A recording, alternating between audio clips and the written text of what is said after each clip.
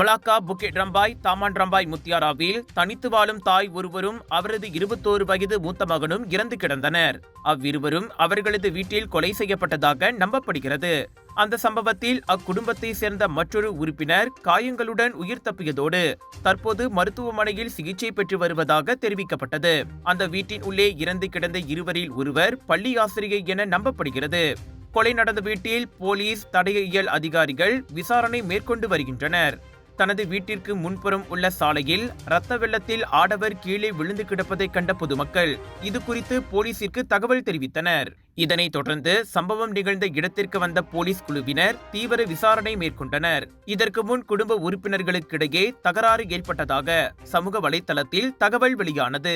ராஜயோகாவின் தனித்துவம் நிறைந்த ஓமம் தண்ணீர் சுப காரியங்களுக்கு உபயோகிக்க ராஜயோகாவின் பன்னீர், ராஜயோகாவின் சுத்தமான தேங்காய் எண்ணெய் மற்றும் ராஜயோகாவின் தரமான எள்ளிலிருந்து எடுக்கப்பட்ட சுத்தமான நல்லெண்ணெய், இவை அனைத்தும் உங்கள் ராஜயோகாவில். இது ஒரு சிம்லா மார்க்கெட்டிங் வெளியீடு.